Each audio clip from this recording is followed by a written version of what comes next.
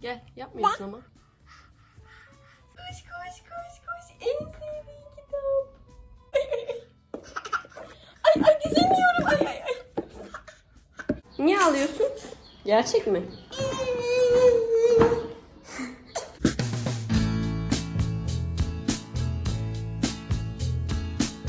Herkese selam. Bugün uyandım ve o kadar uzun süredir ertelediğim bir şeydi ki vlog çekmek. Çünkü mükemmeliyetçi bir ruhum var. Şöyle terazi burçları beni çok iyi anlar.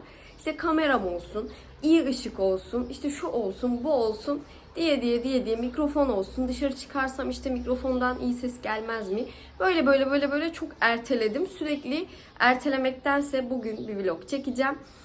İleride daha ekipmanlı bir vloglar çekerim diye düşündüm. Bugün içinde yaptıklarımı karışık bir vlog olacak. Bugün çilek toplamaya falan gitmeyi planlıyoruz. Gidebilirsek onlar olacak. Bakalım şimdi beraber hafif bir makyaj yapalım. Çünkü tüm vlog boyunca böyle olursam sonradan sinirleniyorum. Bunu sileyim falan diyorum. Bir makyaj yapalım, sonra başlayalım.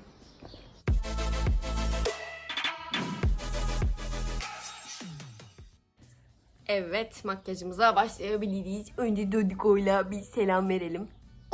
Gel. Gel. Tatlı bakışmış, tatlı bakış. Güzel bakışmış, güzel bakış. Komik bir bakışmış, komik bir bakış. Doğacığım bize şunu yapar mısın? Gel. Gel. Yapmıyorsun ama. Gel. Sen şurada oyun oyna. Bak sen şurada oyun oyna. Nasıl fikir? Ben de biraz makyaj yapayım. Hı. Çok iyi bir fikir bulduk. Nasıl görünüyor? İşte bu yüzden erteliyorum. İşte iyi bir tripod olsun, kamera işte önü odaklasın falan diye bayağı bir erteledim. Ama artık ertelemeyeceğim çünkü çok gecikiyor. Gecikiyor derken YouTube'da da bir kitle var biliyorum, beni seven, gerçekten vlog atmamı isteyen. Hem sizi üzmeyeceğim. Bu arada kullandıklarımın linkini aşağıya bırakayım isterseniz. Bu BB kremi aşırı seviyorum. Böyle çok doğal bir bitişi var. Hem de fondöten gibi değil. Çok güzel eşitliyor. Böyle kalın bir duruşu yok. O yüzden çok seviyorum. Doğal görünmüyor değil mi? Şimdi ben biraz eğileyim. Bu arada makyaj yaparken de biraz sohbet etmek istiyorum. Şimdi bana çok mesaj geliyor. İşte YouTube'a girmek istiyorum. İşte Instagram'da nasıl böyle büyüdünüz? Ben de büyümek istiyorum ya da video çekmek istiyorum. Sizin videolarınız nasıl izlendi falan diye. Şimdi benim ilk videomu çekmem bir günde karar verdim. Ama daha öncesinde sürekli diyordum ki ya aslında YouTube'a içerik üretsem. Böyle yıllardır aslında YouTube'a video çeksem, hep böyle içimdeydim. Ama hamileyken çok fazla YouTube'da içerik izlemeye başladım. Özellikle hamileler ne alışveriş yapıyor onu izlemeye başladım. Ama hiçbiri asla, bu arada gözaltı kapatıcısı L'Oreal'in bu. Başka birini kullanıyordum. Bunu kullanmaya başladım. Bu çok daha hafif. Infallible olanı kullanıyordum. Bu True Match. Çok hafif. Tüm dünya vlog çekmeme karşı gibi. Hafızam doldu telefon. Şimdi baba konu telefonuna geçtim. O tabii ki hem vlog çekmemi çok istiyor. Sizin yazdıklarınızı gördüğü için, hem de vlogda görmek istemiyor. Neyse gelelim bu yeni doğan alışverişi yaparken izlediğim videolara. Videoların hepsini izliyorum ama hiçbirisi benim istediğim ayrıntıda değil, içerikte değil. Ben çok ayrıntıcı biriyim. Bir de hemşire olduğum için hani hastanede ne lazım olur her şeyi düşünüyorum. Hani hem hemşire açısından hem annelik olarak düşünüyorum. Dedim ki kendim daha ayrıntılı bir liste yapacağım. Hepsini alacağım. Aldım. Ve videoyu çekmeye karar verdim. Bu fardan da bahsedeyim ya. Bu far o kadar güzel ki. Tek bir farla bütün günü kurtarabilirsiniz. Doğada gözaltı kapatıcısıyım. Kurtarabilirsiniz çünkü bu gözün üstüne dolar ya makyaj. Bu dövme gibi yapıştığı için ve elle sürüldüğü için aşırı pratik. Hem dövme gibi yapışıyor hem çok doğal duruyor. Bayağı seviyorum. Evet, nerede kalmıştık? Hepsini aldım ve video çekmek içimde var. Hani ben daha birkaç video izledim. Hani onlara da bir şey söylemek istemiyorum ama ben bunlardan daha ayrıntılı, daha güzel bir video çekebilirim diye düşündüm. İlk videoyu çektim ve silme kararı aldım. Dedim ki bu ne? Bir de hamileyken çektim. Hormonlarım pik yapmış. Hiç istediğim gibi olmadı. Nasıl söyleyeyim? Görüntü istediğim gibi değil. Çok nefes nefese kalmışım. Ses bir garip. Dedim ki ben bunu sileceğim. Ama silmedim. Yükledim. İyi ki de yüklemişim. Şu an en çok izlenen video o oldu. Ve YouTube'la beni tanıyan bir kitle var. Evet, Instagram'da Doğayla beraber tanıyan var ama YouTube'da da benim anne bebek videolarımla tanıyıp gelen çok kişi oldu. O yüzden YouTube'un bende yeri apayrı. Ya başarı konusuna gelirseniz ben tabii ki bu kadar izleneceğini düşünmüyordum. Şu an galiba en çok izlenen Yeni Doğan alışveriş videosu 200 binlerde falan. Daha sonraki videolarım da izlendi. Tabii ki Instagram'la beraber daha da büyüdü. Başarı konusuna gelirseniz bence başarının başlaması için en önemli şart başlamak. Ben bu kadar izleneceğimi ya da bunların belki biliyor olsam, Instagram'da böyle takipçilerim olacağını, YouTube'da içerik ürettiğimde insanların bunu seveceğini biliyor olsam evet yaparsın. Bilmiyorum ama başlamak en önemlisi bence. Yoksa bu zamana kadar ben var ya hem konuşup hem makyaj yapamıyorum. Danla Bilic nasıl yapıyor?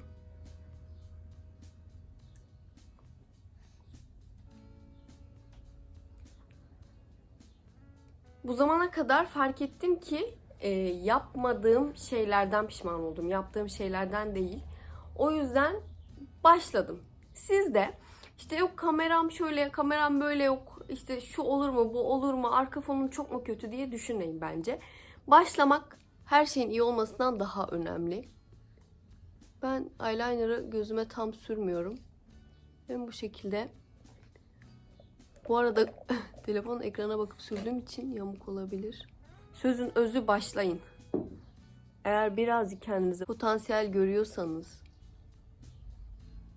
aslında ben de video çekebilirim diyorsanız, daha doğrusu bir YouTube izleyicisiyseniz iyi içerik üretebilirsiniz. Çünkü çok fazla içerik görüyorsunuz, süzgeçten geçirebiliyorsunuz. Ya da iyi bir Instagram kullanıcısıysanız, herkesi takip ediyorsanız, iyiyi kötüyü ayırt ediyorsanız, siz yine bir Instagrammer diyeyim ya da iyi bir influencer olabilirsiniz. O yüzden ertelemeyin. Şimdi bir tek rimel kaldı.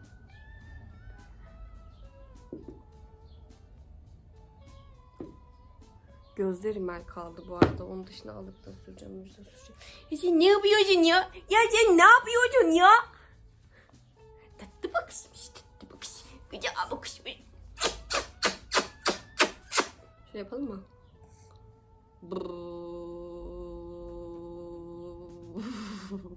Niye yapmıyorsun? Doğayla birlikte nasıl makyaj yapıyorsun diye işte böyle yapıyorum. Rümeli de buraya bakarak süremem herhalde. Bunu bir aynada sürüp geleyim ya. Burada yapıyorum çünkü buranın ışığı iyi. Sürekli işte asıl erteleme sebebi bu. Işık şurada iyi olacak, burada iyi olacak. İşte gerçeği yansıtamayacağım falan diye. Işık burada iyi ama rimeli sürüp geleceğim. Evet, rimelimi sürdüm geldim. Şimdi biraz da Instagram'da nasıl ilerlediğimden bahsedeyim. Tabii ki çok ilerlemedim, çok başarılıyım diyemem. Ya da başarılı olmak nasıl Instagram'da bilmiyorum. Hani YouTube'da bence başarılı olmak diye bir şey var. Instagram'ı bilemiyorum. Çünkü ben Instagram'da içerik üretmek için Instagram'ı açmadım. Şöyle, bu arada bu allık o kadar bebek ki sanki böyle güneşte yanmışım da. Öyle bir tatlı kırmızı. Hani allık sürmüşüm gibi değil. Şimdi bu Instagram'ı da anlatayım. Sonra Doğaya kabak yemeği yapacağım şimdi. Kabak yemeği mi o, dolması mı?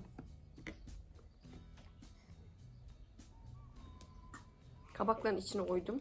Göstereyim birazdan. Bu ruju da çok seviyorum. Çok doğal, uygun fiyatlı bir ruj. Şimdi Instagram'ı ben açmamıştım. Çünkü çok çekiniyordum. Böyle bir linç tayfa var. YouTube'da da aynı şey yaptılar bana. İşte çok şey götürüyorsun işte yeni doğan videosuna. Bu kadar çok şey çok gereksiz. İşte bunu alamayan insanlar var falan filan. Ben onları gösterirken bunların hepsini alın demiyorum ki. Ben bunları aldım, bu işe yarıyor diyorum. Siz içinden kendinize uygun olanı seçin, alın. Ben anlatıyorum sadece. Ama öyle bir linç, işte böylesiniz de şöylesiniz, işte kötü örnek oluyorsunuz falan, bir sürü böyle linç. Şimdi hamileyken de fotoğraf falan çekip Instagram'a atıyorum. O kadar tedirgin oluyorum ki hani böyle insanların kötü şeyler söylemesinden. Çünkü normal hayatımda tabii ki insanım, yani böyle bir şey alışkın değilim. Normal hayatınızdaki insanlar sizinle ilgili kötü bir şey söylese bile arkanızdan söyledikleri için bilmiyorsunuz, mutlu devam ediyor. Ama yüzünüze pat pat tanımadığınız insanlar böyle kötü şeyler söyleyince doğal olarak etkileniyorsunuz. O yüzden Instagram'ı açmadım ama YouTube'da beni izleyen eski takipçilerimin sayesinde diyeyim. Onlar böyle işte niye açmıyorsun Instagram'ını, niye açmıyorsun? İşte istekleri kabul etmeye başladım falan. Bir süre açtım.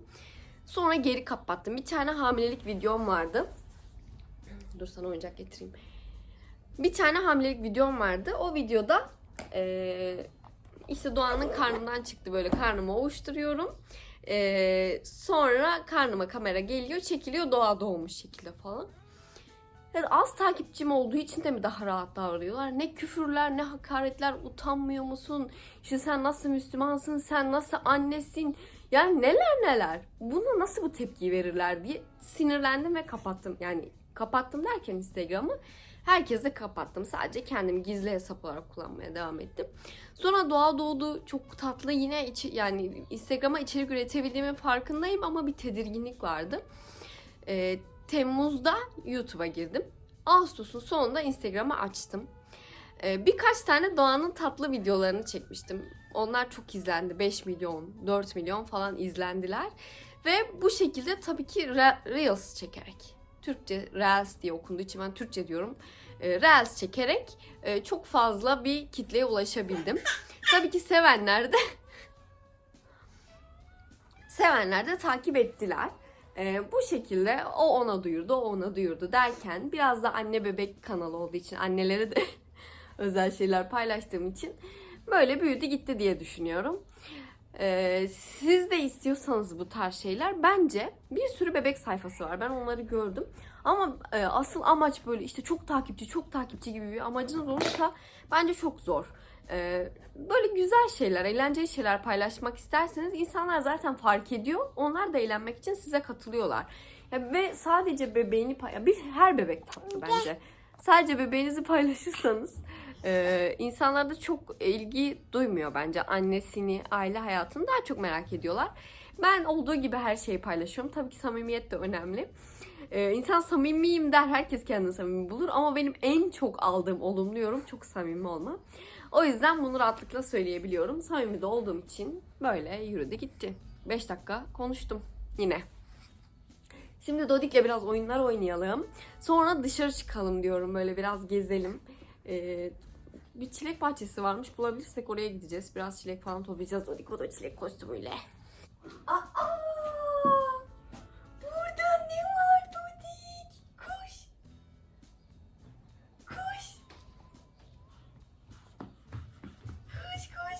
Koş! En sevdiğim kitap. Bunları söyleyelim mi beraber? Dodik, kuş. Cik cik. Cik cik. Hayır, telefona gitme. Köpek. Hav hav. Hav hav. Ördek. Vak vak. Balık. Kulüp kulüp. Yılan.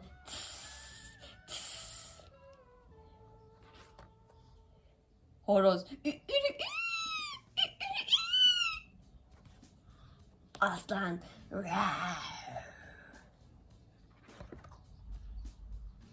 Kuzu.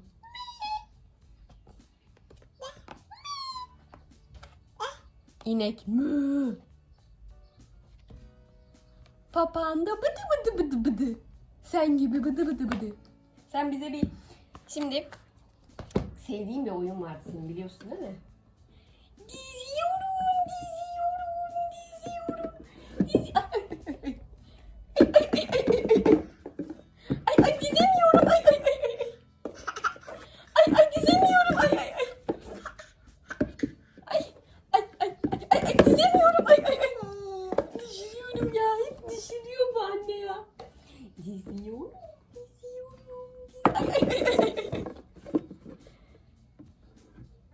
Diziyorum. Diziyorum. Dodik yıkmasın. Dodik sakın yıkmasın. Sakın yıkmasın. Sakın yıkmasın. Sakın yıkmasın daha. At. Hadi yık. Babako geldi. Şimdi babasına tepki yok.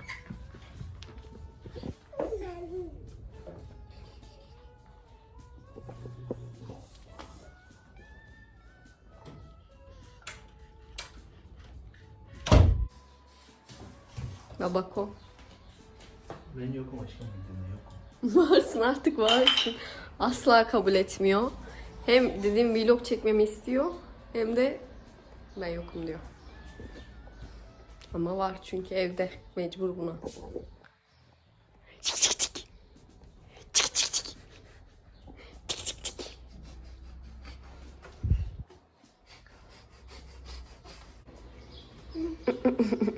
Şimdi Doğa burada takılırken kim su içmek ister? Ona asılma anneciğim. Buna asılma. Lütfen buna asılma dur. Heh, bunu iç. Ben de şöyle bir yemek yapacağım ona. Kabakların içine oydum. Şöyle kıyma ve soğan var içinde. Ayrıca pirinç. Bunun içine koyacağım. Bir tane de ilik suyu atıp bunu pişirmeye bırakacağım. Şimdi beraber yapalım. Hem doğayı hem burayı görebilin diye şöyle ayarladım. Buradaki kabakların içine şöyle birazcık iç koyup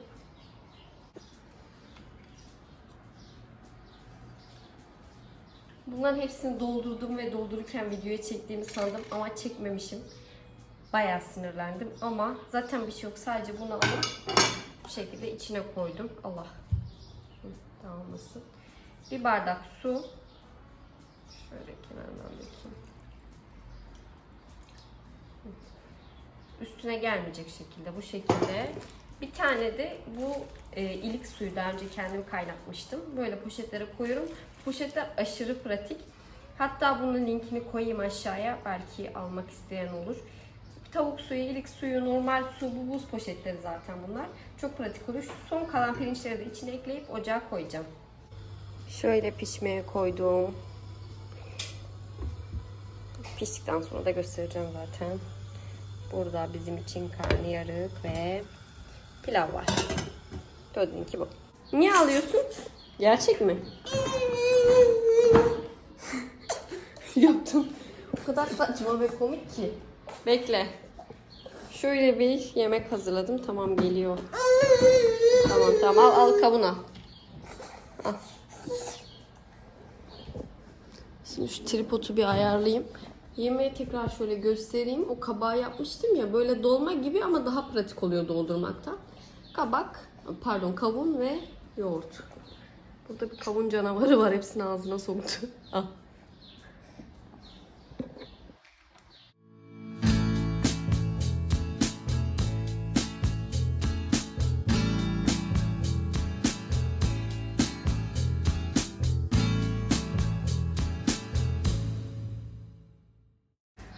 Hayır, yakalandın. Çok sevdiğin kavunu. Dur biraz daha keseyim. Al.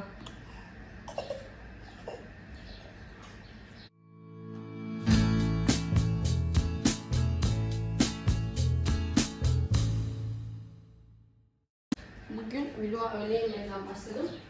Çünkü sabah karar veremedim. Çeksem mi çekmesem mi diye sürekli erteliyordum.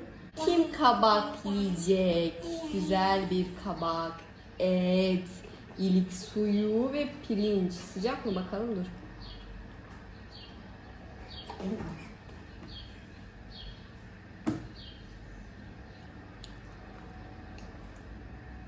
Güzel bence, biraz da yoğurt. Onaylıyorsun. Yoğurt isteriz. Yoğurt isteriz. Yoğurt isteriz. Anne çabuk. İsteriz çabuk anne.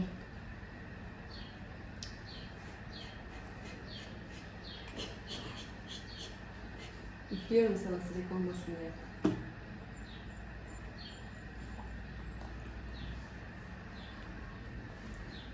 Görünüyor mu bu? Bayağı yumuşak, çok kolay bölünüyor. Şöyle göstereyim. Bakın şöyle bölünüyor. Direkt alabiliyorum kaşı. Ya. Ece teyzesi neredesin Ece. Bir tane de kavun ye.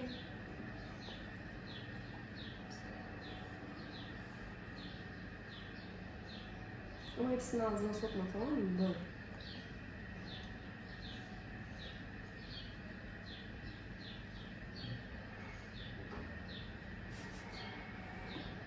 Nasıl yapacaksın onu?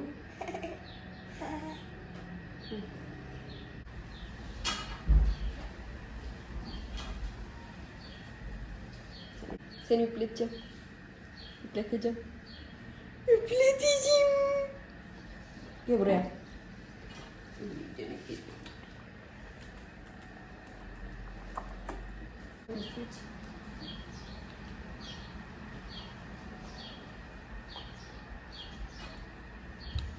Doğa. Ciğetince komik.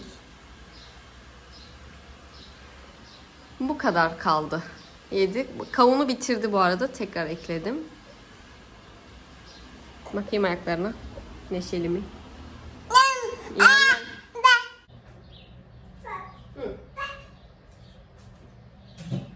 Şimdi sıra bizde. Normalde Doğayla beraber yiyoruz yemeği ama bugün şimdi o kadar ağladı ki babası duşa girdi. O yüzden hemen yesin diye önce ona yedirdim. Dur. Mama yedim bitti.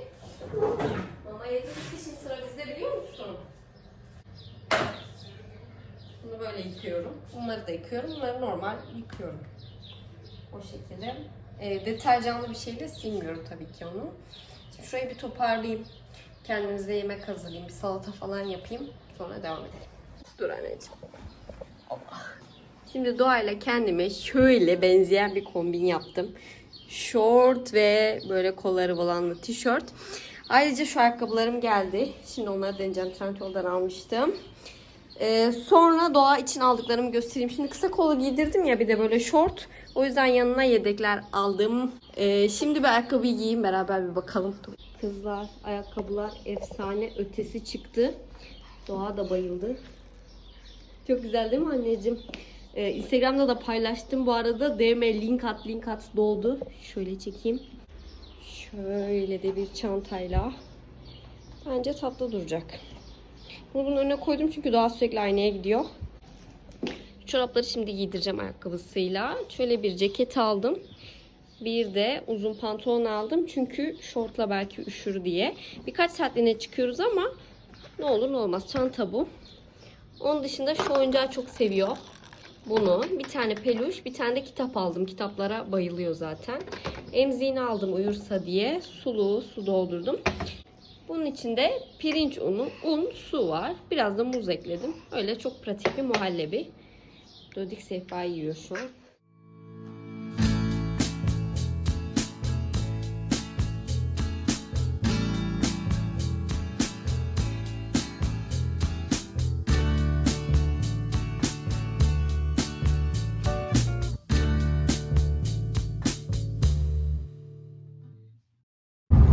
Çilek tarlası bulamadık.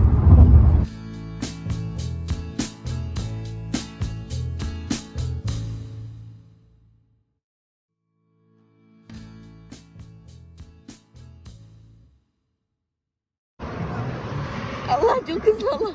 Allah çok hızlı Allah.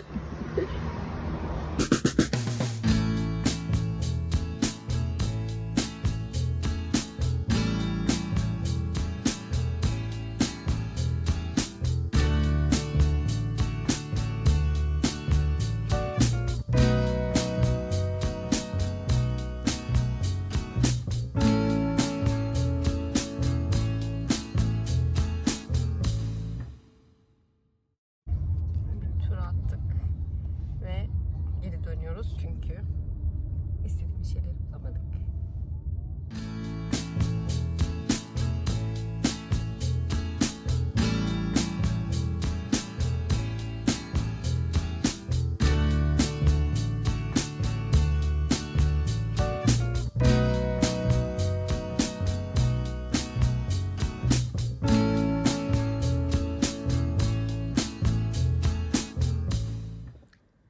geldik ve tabii ki yorgunluktan ölüyorum. Dodik uyudu. Şimdi bir makyajımı silip yatacağım. Çilek bahçesi bulamadık.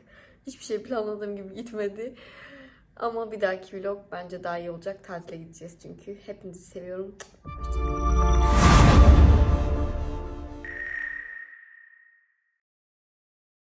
Hoşçakalın.